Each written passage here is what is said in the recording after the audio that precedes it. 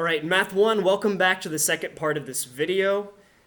We're just trying to factor each of these polynomials by taking the GCF out and having the leftover parts of the terms on the inside of the parentheses, creating that multiplication that I talked about with factoring at the beginning of the lesson. So maybe it'd be a good idea just to pause the video and just try this first polynomial on your own. All right, you've tried it on your own. Let's take a look. So take each term, and we're sort of using the whole prime factorization deal here just to make sure that we're connecting that concept from the previous couple lessons we've been talking about. So I'm going to take 50w squared z squared for the first term minus 5wz cubed, and then the positive 100wz. So remember, this is us mapping out the prime factorization. This is prime factorization. And at this point, I think we can start to, we can get away from having to map out every single time the factor tree, because think about this with me. 50. 50 divides 2, right? So we know that there's going to be a prime factor of 2 in there. What is 50 divided by 2? It's 25. 25 breaks down into 5 times 5, which they're both prime numbers. All right, so I didn't use the factor tree at all. That's okay. Make sure you put a 1 out front there, and then WWZZ. Now I see a negative, so instantly I'm going to put a -1 and a 1. 5's a prime number automatically, so we don't have to do any factor tree with that. WZZZ.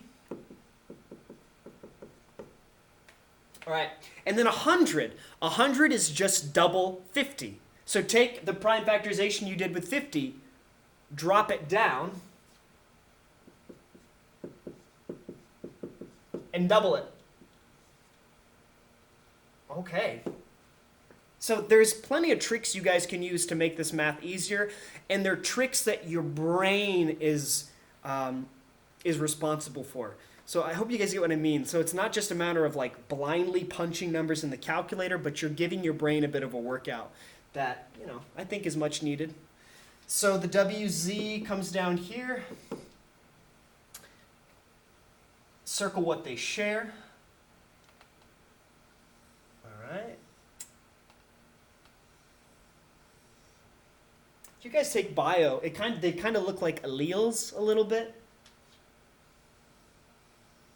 I don't know. Just trying to keep things a little interesting. All right, so you got 1 times 5 times W times Z.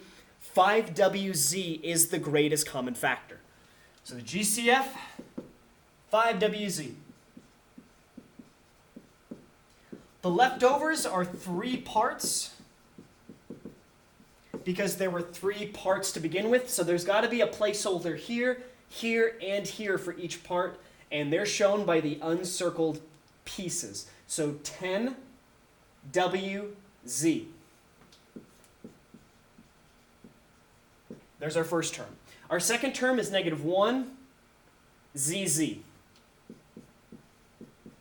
We'll call it Z squared instead.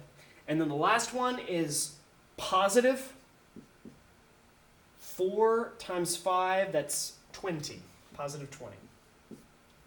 All right, so check it. Did you guys get this? All right. Why don't you guys pause the video again and try to do number 4 on your own? All right, we're back.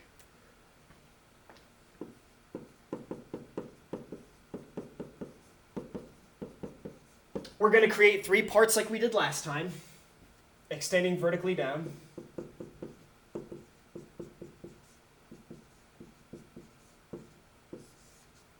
So this is us doing the prime factorization.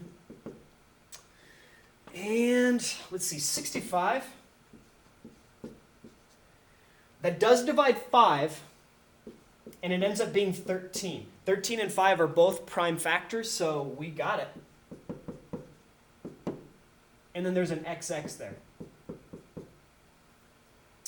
21, well, it's a negative, so let's put that -1 times 1 down. Same thing for this one.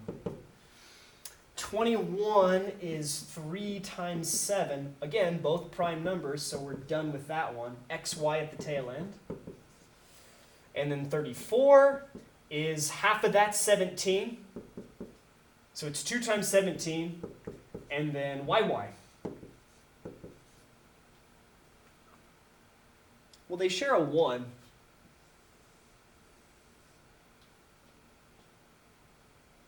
But they don't share anything else.